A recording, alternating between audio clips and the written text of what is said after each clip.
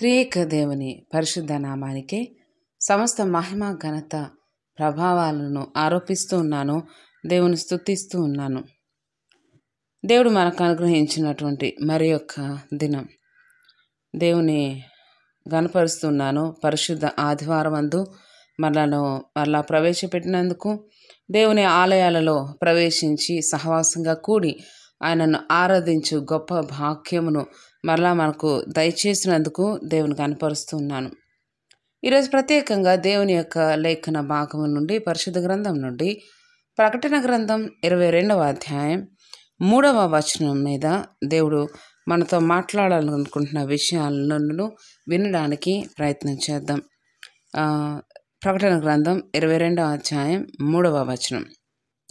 ఇక మీదట శాపగ్రస్తమైనది ఏదియు దానిలో ఉండదు, దేవుని యొక్కయు గొర్రెపిల్ల యొక్కయు సింహాసనము దానిలో ఉండును. అలాగే కింగ్ జేమ్స్ వర్షన్ నుంచి కూడా చదువుతున్నాను. Revelations chapter 22 verse 3. The book of Revelations chapter 22 verse 3. And there shall be no more curse, but the throne of God and of the Lamb shall be in it, and his servants shall serve him. ఈ యొక్క వచన నుండి ఈ యొక్క లేఖన భాగంలో ప్రాముఖ్యంగా ప్రకటన గ్రంథం 22వ అధ్యాయం ప్రారంభం నుంచి, అనగా మొదటి వచనం నుంచి కూడా మనం చూసినట్లయితే అక్కడ ఒక పట్టణం గురించి చెప్పబడుతూ ఉంది. మీరు ఒకవేళ గమనించినట్లయితే మొదటి వచనం నుంచి అక్కడ పట్టణం అన్న మాట అక్కడ తెలియచేయబడలేదు. కానీ ఇంకా ఈ యొక్క అధ్యాయాన్ని మనం అర్థం చేసుకోవడానికి ముందు అధ్యాయానికి మనం వెళ్ళినట్లయితే, అంటే 21వ అధ్యాయాన్ని మనం గమనించినట్లయితే అక్కడ మీరు చూడవచ్చు 10వ వచనంలో, ఆత్మవశుడైన నన్ను ఎత్తైన గొప్ప పర్వతం మీదకి కొనిపోయి యెరూషలేము అను పరిశుద్ధ పట్టణము దేవుని మహిమగలదై పరలోకమందున దేవుని యొద్ద నుండి దిగువచ్చుట నాకు చూపెను. ఇక్కడ పద్మాసు ద్వీపంలో ఉన్నటువంటి యోహాను భక్తుడుకు దేవుడు అనుగ్రహించిన ఈ యొక్క గొప్ప దర్శనం కదండి ప్రకటన గ్రంథం. రానున్న దినాల్లో జరగబోవు వాటిని వివరించగలిగిన శక్తివంతుడైన మన దేవుడు కేవలం ఒక్కడే ఉన్న దేవుడు. జరిగిన వాటిని మనం చూసాం. దేవుడు ఎంత ఆయన ఈ మాటలను చెప్పడానికి ఆయన ఎంత ఇష్టపడతాడంటే, మనం పాత నిబంధన గ్రంథాల్లో మనం గమనించవచ్చు. యెషయా గ్రంథంలో ఇలా దేవుడు అనేక చోట్ల చెప్తూ ఉంటారు, నాకులాగా వివరించే వాళ్ళు ఎవరన్నా ఉన్నారా, నాకు చెప్పండి, నా ముందుకు తీసురండి, మనం చర్చిద్దాము. నాకులాగా జరిగిన విషయాలు ఎవరన్నా మొదటి నుంచి జరిగిన వాటిని చెప్పగలిగిన వారు ఎవరన్నా ఉన్నారా? ఏ దేవతైనా ఏదైనా అది వివరించగలదా? నేను తప్ప వేరొక దేవుడు లేడు. నేను జరగబో వాటిని కూడా తెలియజేయవాడనై ఉన్నాను. ఆయనే ఆదియు అంతమునై ఉన్న దేవుడు ఈ మాటలు చెప్పడానికి ఆయన చాలా సంతోషిస్తాడు. కొన్ని పరిస్థితుల్లో ఆయన చాలా దుఃఖంతో చెప్పిన మాటలు కూడా. తన ప్రజలైన వారు ఆయనను విడిచి వెళ్ళిపోయి విగ్రహాలను, వ్యర్థమైన వాటిని వారు ఆధారం చేసుకొని బ్రతుకుతూ ఉన్నప్పుడు, వేటినైతే వారు చాలా ఇష్టపడుతూ ఉన్నారో వాటిని అనుసరిస్తూ ఉన్నప్పుడు దేవుడు చెప్పిన మాటలు, నాకులాగా ఎవరైనా మీరు ఆధారం చేసుకున్నవి అవి మీకు తెలియచేయగలవా అని ప్రశ్నించిన మాటలు మనం చూడగలం. ఈ యొక్క వచనంలో మనం చూస్తే ఈ యొక్క అధ్యాయాలన్నీ కూడా ప్రకటన గ్రంథం రెవల్యూషన్స్ అవి దేవుడు ఆయన జరగబో విషయాలను ఆయన ముందుగానే అనేక సంవత్సరాల క్రితం యోహాను భక్తుడి ద్వారా, వారి యొక్క దైవికమైన జీవితముల ద్వారా ఆయన తనకిచ్చిన దర్శనంగా మనం చూస్తూ ఉన్నాం. ఇక్కడ చాలాసార్లు ప్రకటన గ్రంథంలో చెప్పబడిన మాట ఒకసారి జ్ఞాపకం చేస్తున్నాను. చెవిగలవాడు ఆత్మ సంగములతో చెప్తున్న మాట వినుగాక. చెవిగలవాడు ఆత్మ సంగములతో చెప్తున్న మాటలు వినుగాక.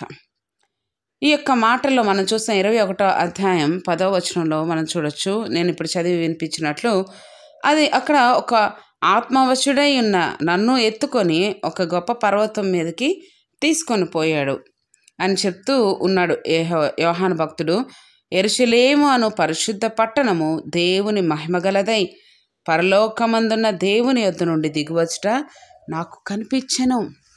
ఈ యొక్క పట్టణం గురించి ఆలోచన చేస్తే ఇది నూతన ఆకాశం, నూతన భూమి ఇవి కలుగజేసిన తర్వాత దేవుడు ప్రత్యేకపరిచిన వారిని, ఆయన ఏర్పాటు చేసిన వారిని ఈ యొక్క పరిశుద్ధ పట్టణంలో ప్రవేశింపజేస్తాడు. ఈ యొక్క పరిశుద్ధ పట్టణము శాశ్వత రాజ్యము, నిత్య రాజ్యమయ్యన్న ఈ యొక్క పరిశుద్ధ పట్టణంలో ప్రవేశించు భాగ్యమును దేవుడు ఇస్తాడు.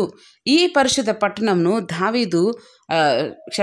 యోహాను భక్తుడు తను ఆత్మవశుడై ఉన్నప్పుడు దేవుడు తన దూత ద్వారా తెలియజేస్తున్న విషయాలు గమనిస్తూ ఉన్నాడు. యెరూషలేము అనే పరిశుద్ధ పట్టణం, దాని పేరు యెరూషలేము అని చెప్పబడుతూ ఉంది. ఈ పరిశుద్ధ పట్టణం దేవుని మహిమగలదై. ఈ లేఖనాల్లో మనం గమనించవచ్చు, ఇక్కడ చెప్పబడిన మాటలు ఏంటంటే, ఆ పరిశుద్ధ పట్టణం అనేది దేవుని యొక్క మహిమతో నింపబడి ఉంటుంది. అక్కడ ఎండ ఇవ్వడానికైనా లేకపోతే వెలుతురు ఇవ్వడానికైనా అక్కడ సూర్యుడు కానీ చంద్రుడు కానీ ఏవి ఉండవు. దేవుని యొక్క వెలుగు ఆ పట్టణం అంతా ప్రకాశిస్తూ ఉంటుంది అని తెలియజేయబడిందండి. ఇక్కడ లేఖనాలన్నీ మీరు చూసినప్పుడు గమనించవచ్చు. మీరు ఆసక్తి కలిగిన వారు చదవండి దేవుని వాక్యాన్ని చదవడానికి ప్రయత్నం చేయండి. మీకు ఇచ్చిన సమయాన్ని వృధాపరచుకోవద్దు. వ్యర్థంగా సెల్ ఫోన్స్ మీరైనా కాదు, నేనైనా సరే సెల్ ఫోన్స్లో ఎక్కువసేపు గడిపేయడం, తర్వాత టీవీకి ఎక్కువ సమయం ఇవ్వడం, లేకపోతే ఎక్కువ సరదాలకు ప్రాముఖ్యత ఇవ్వడం కాదు. కానీ మనకు చాలా అవసరమైనది మనలను నీతి మార్గంలో నడిపించే ఈ పరిశుద్ధ లేఖనాలను చదవడానికి ప్రయత్నం చేయండి. మీ సమయాన్ని వెచ్చించండి. ఇక్కడ చెప్పబడిన ఈ పరిశుద్ధ పట్టణం పేరు యెరూషలేము అని మనం గమనిస్తున్నాం. ఈ పరిశుద్ధ పట్టణం దేవుని మహిమ గలదై అది పైనుంచి పరలోకమందున దేవుని యొద్ద నుండి దిగివచ్చుట ఇక్కడ యోహాను భక్తుడు చూస్తున్నాడు. ఈ పరిశుద్ధ పట్టణంలో ఎవరెవరు ప్రవేశిస్తారు? ఎవరెవరికి ఇందులో ఆహ్వానం ఉంటుంది? ఎవరెవరు ఈ పరిశుద్ధ పట్టణంలో వారు దానిని స్వతంత్రించుకుంటారు, అందులో వారి నివాసములు స్థిరపరచుకుంటారు అని మనం ఆలోచన చేస్తే, ఇక్కడ దేవుని యేసయ్య ఆయన కాలంలో యేసయ్య తల్లిదండ్రులైన యోసేపు వారి యొక్క కాలాలలో ఇక్కడ మన లూకాసు వార్తలో ప్రత్యేకంగా 2వ అధ్యాయంలో మనం గమనిస్తే ఒక మాట తెలియజేయబడిందండి. నేను చదివి వినిపిస్తాను. లూకాసు వార్త 2వ అధ్యాయం 4వ వచనంలో మనం చూస్తే, క్షమించండి 3వ వచనం నేను చదువుతున్నాను. అందరూ ఆ సంఖ్యలో వ్రాయబడుటకు తమ తమ పట్టణములకు వెళ్ళిరి. ఇది దేని గురించి వ్రాయబడిందంటే మనకందరికీ చాలా బాగా తెలుసు కదా. క్రిస్మస్ టైంలో కూడా స్కిట్స్ ప్రజెంట్ చేసినప్పుడు వాటిలో కూడా అక్కడ ప్రజా సంఖ్య వ్రాయబడుతూ ఉంది. కైసరు ఆగుస్తు వలన ఆజ్ఞ అయింది. ఇది కురేనియా సిరియా దేశంలో అధిపతి అయి ఉన్నప్పుడు జరిగిన మొదటి ప్రజా సంఖ్య. అందరూ ఆ సంఖ్యలో వ్రాయబట్టు తమ తమ పట్టణంలకు వెళ్ళిరి అని తెలియజేస్తూ, యోసేపు దావీదు వంశంలో పుట్టిన తన భార్యగా ప్రదానం చేయబడిన గర్భవతి అయి ఉండిన మరియతో కూడా ఆ సంఖ్యలో వ్రాయబట్టకు గలిలయలోని నజరేతు నుండి యూదయలోని బెత్లెహేం అనబడిన దావీదు ఊరికి వెళ్ళెను. తన దావీదు వంశస్థుడు ఆయన ప్రజా సంఖ్య వ్రాయించుకోవడానికి తన పట్టణానికి వెళ్ళినట్టు యోసేపు, అలాగే తన భార్య అయిన మరియా తన గర్భంలో ఉన్న శిశువు యేసుతో పాటు వారు ప్రజా సంఖ్య వ్రాయించుకోవడానికి వెళ్ళినట్లు మనం చూస్తూ ఉన్నాం. అక్కడ ఉన్న వారందరూ కూడా అదేవిధంగా ప్రజా సంఖ్య వ్రాయించుకోవడానికి వారి వారి పట్టణాలకు వెళ్ళినట్లు మనం చూస్తాం. రీసెంట్గా మనం ఆలోచిస్తే, మన కాంటాక్ట్స్లో ఆలోచిస్తే అందరూ కూడా ఓట్లు వేశారు కంది. ఓటింగ్కి ఎవరు వారి ప్రాంతాలకు వెళ్ళి ఓట్లు వేసిన పరిస్థితులు ఉన్నాయి. లేకపోతే వారు ఉండే ఎక్కడ వారు అడ్రస్ చేయబడ్డారో అక్కడ ఓట్లు వేయడం జరిగింది. ఏదైనప్పటికీ ఇక్కడ ప్రాముఖ్యంగా తెలియచేయబడుతున్న విషయం ఏంటంటే, వారి వారి సంఖ్యలు వ్రాయించుకోవడానికి వారు తమ తమ ఊర్లకు వెళ్ళిరి. సంఖ్యలు అక్కడ మనం గమనించవచ్చు. వారు అందులో లెక్కించబడేటట్లు కదా, లెక్కించబడేటట్లు వారు కూడా అందులో భాగమై ఉన్నారు. వారు వేరే ప్రాంతాల్లో వారు జీవిస్తున్నప్పటికీ మళ్ళా వారి సొంత ప్రాంతాలకు వెళ్ళి, ఇక్కడ మనం చూసాం కదా, చదువుకున్నాం, యోసేపు మరియ గర్భంలో ఉన్న శిశువుతో పాటు వారు ప్రజా సంఖ్యలో వ్రాయించబడడానికి, వారు లెక్కించుకోవడానికి వారి ప్రాంతానికన్నా దావీదు ఊరికి వెళ్ళినట్లు మనం చూస్తూ ఉన్నాం. ఈ లేఖనాన్ని ఎందుకు చదివి జ్ఞాపకం చేస్తున్నాను అని అంటే, ఆ రోజుల్లో వారు ఇచ్చిన ప్రాధాన్యత, వారు లెక్కించబడాలి, ఖచ్చితంగా అకౌంటబుల్ కావాలి, కౌంట్ చేయబడాలి. అలాగే వారు కౌంట్ చేయబడడానికి వారి ఊర్లకు వెళ్ళినట్లు చూస్తాం.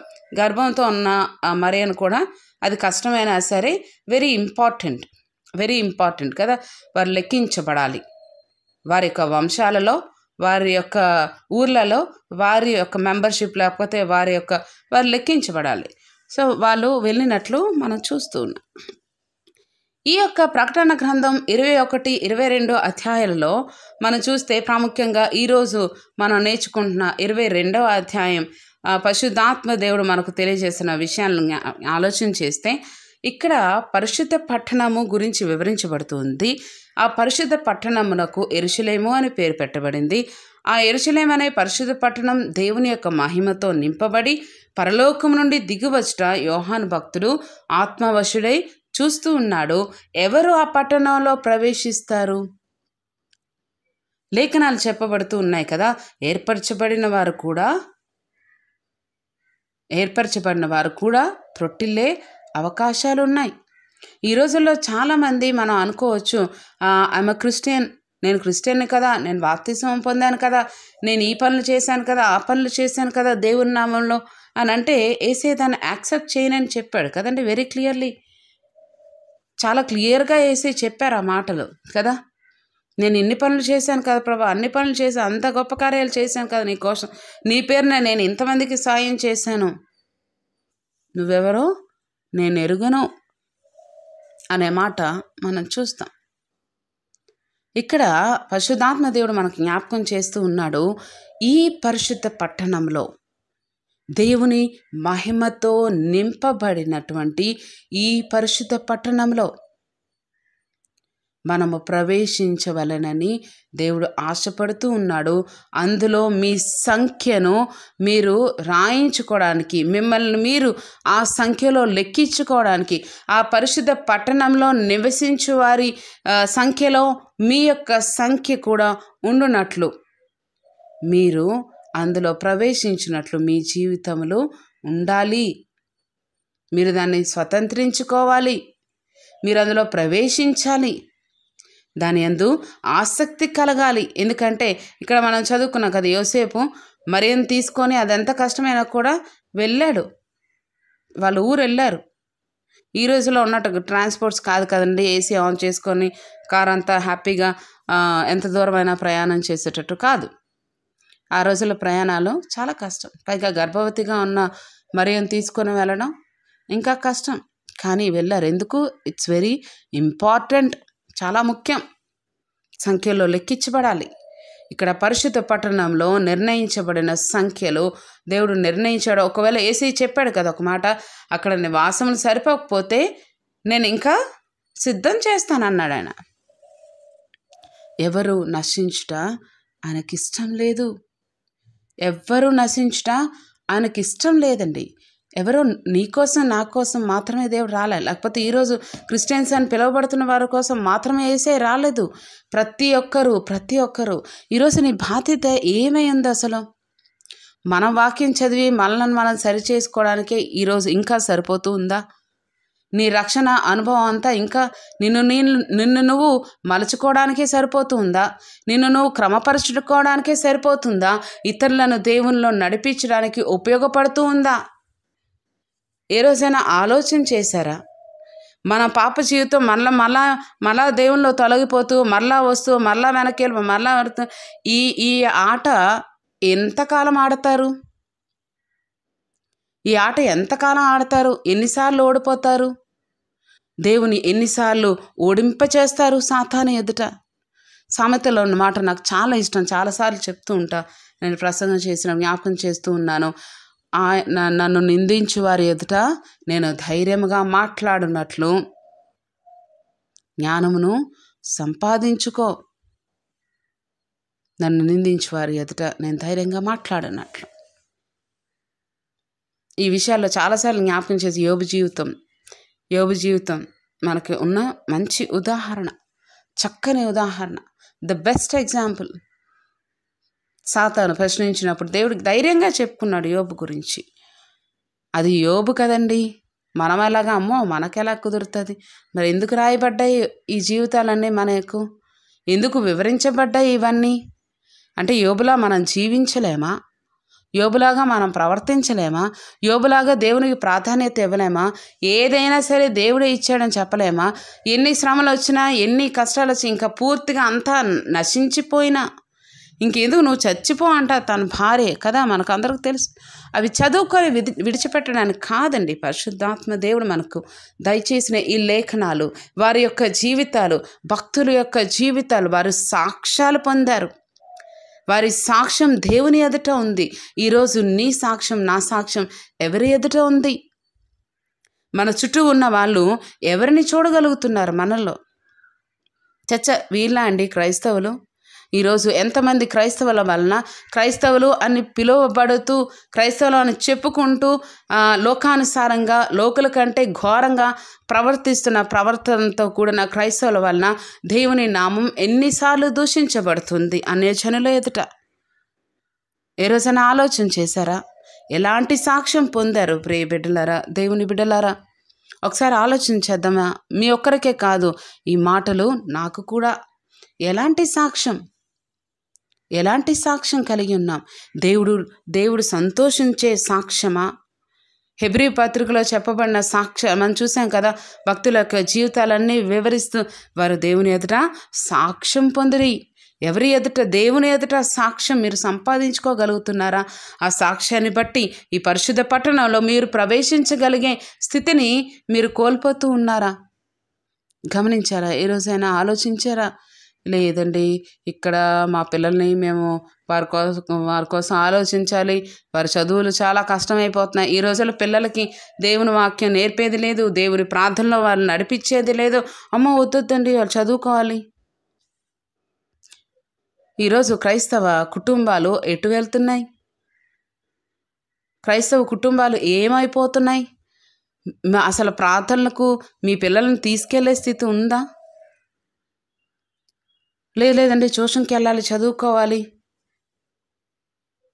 నిజమే, చదువు చాలా ప్రాముఖ్యమే. అది ఎంతవరకు? దేవుణ్ణే దాటిపోయే అంతవరకు కాదు కదా, దేవుణ్ణే విడిచిపెట్టే అంతవరకు కాదు కదా. నీ పిల్లలకు దేవునిలో వారిని ఎదిగింపచేసే స్థితి నుండి దూరం అయిపోయే క్రియలు కాదు కదా దేవుడు ఆశించేది. దేవుడు జ్ఞానం ఇవ్వడా? మీరు దేవుని దగ్గరికి మీ పిల్లల్ని తీసుకెళ్తే దేవుడు వారికి జ్ఞానం దయచేయడా? ఆయన ఇచ్చే జ్ఞానం కంటే ఎక్కువ జ్ఞానం ఇంకా ఎవరన్నా ఇవ్వగలరా? దేవుడు ఉన్నతమైన స్థితిలో ఉంచిన వారు లేరా? దేవునికి లోబడిన వారు అనేక మంది మనం చూసాం. ఎంతో ఉన్నతమైన స్థితిని, ఉన్నతమైన పర్వతాలు అధిరోహించిన వాళ్ళు లేరా? ఏం ఆలోచనలు! ఈరోజు secular, very sorry to say, చాలా బాధతో చెప్తున్నాను, సెక్యులర్ పీపుల్ కంటే కూడా, అంటే లోకానుసారుల కంటే కూడా అధికమైన లోకం ఈరోజు క్రైస్తవ కుటుంబాల్లో ఉందండి. అధికమైన లోకం. దేవుని యొక్క సునాదాలు మనకు ఇళ్లల్లో నుండి వినిపించాలంట. దేవుని లేఖనంలో ఉంది. ఈరోజు ఏ సునాదాలు వినిపిస్తున్నాయి, ఏ పాటలు వినిపిస్తున్నాయి మన ఇళ్లల్లో నుండి? Very sorry to say. ప్రశ్నించడం కాదు, పరిశుద్ధాత్మ దేవుడు మనలను క్రమపరచుకోవాలి అనుకున్నప్పుడు దీవెనల మాటలు రావండి. ఆయన ప్రేమించిన బిడ్డలను ఆయన గద్దిస్తాడు. గమనించండి. విసుకొద్దు ఆయన గద్దింపుకు, విసుక్కోవద్దు ఆయన గద్దింపుకు. దేవుడు ప్రేమిస్తున్నాడు కనుక ఆయన గద్దిస్తూ ఉన్నాడు. గమనించండి. ఆయన ఏర్పాటు చేసిన ఆ పరిశుద్ధ పట్టణంలో మనం ప్రవేశించాలని, అందులో మన సంఖ్య రాయించుకోవాలి, మనం ఉండాలి, అందులో మనం కౌంట్ అవ్వాలి. అందులో దేవుడు ఆశపడుతూ ఉన్నాడు. అందుకే కదా ఆయన తన ప్రియ కుమారుని పంపించాడు. అందుకే కదా ఆయన అంత శ్రమ పడుతున్నా కూడా ఆయన విడిచిపెట్టాడు శ్రమకు సహాయం చేయకుండా.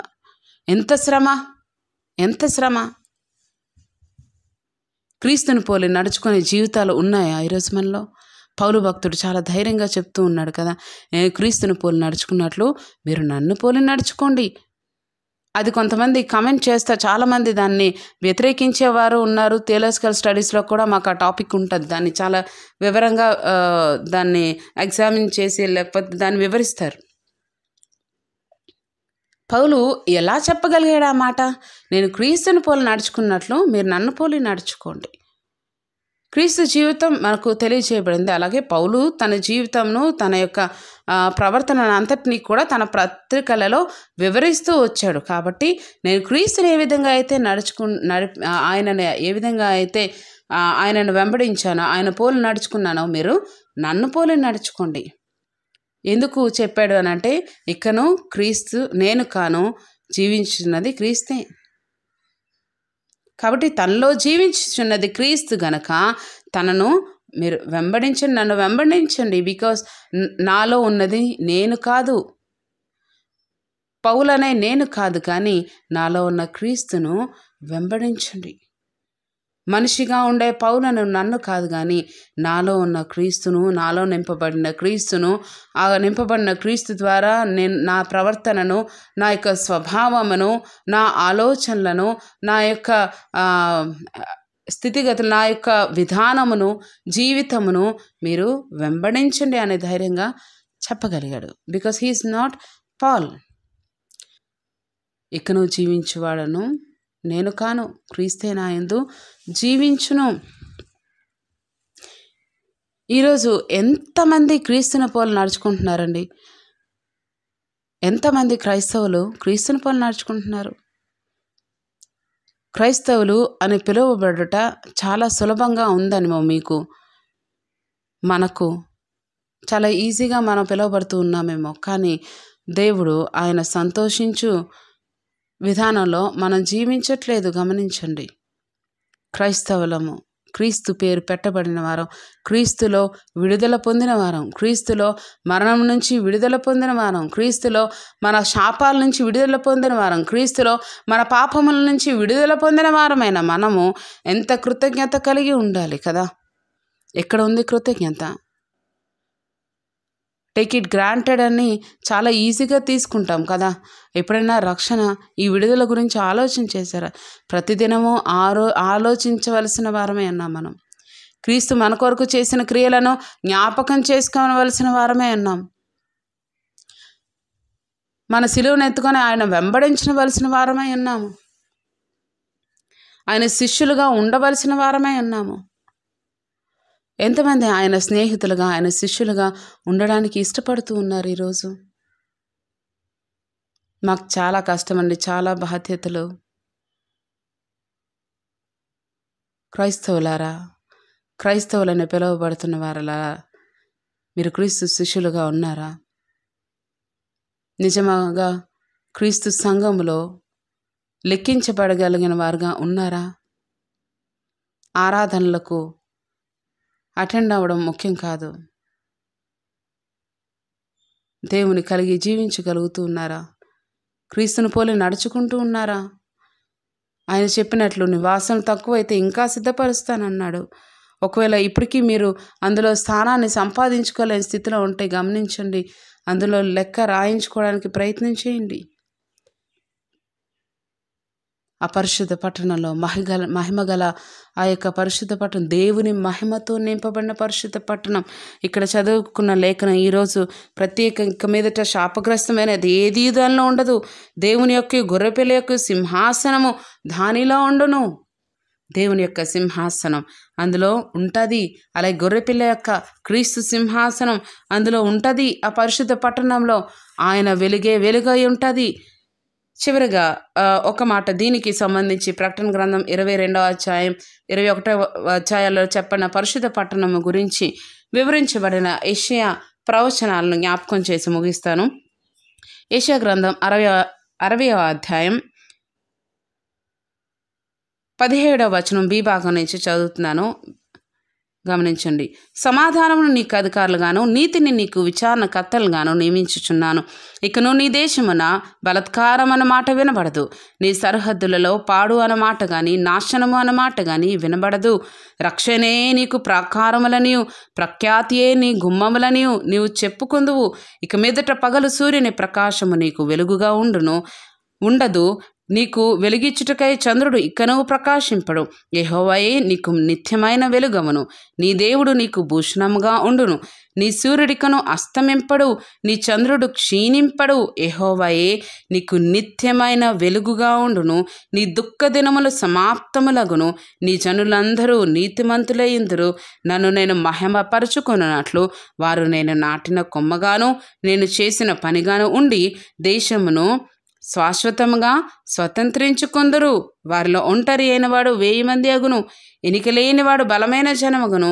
యెహోవానగు నేను తగిన కాలమున ఈ కార్యమును త్వరపెట్టుదును. తగిన కాలమున ఈ కార్యమును త్వరపెట్టుదును.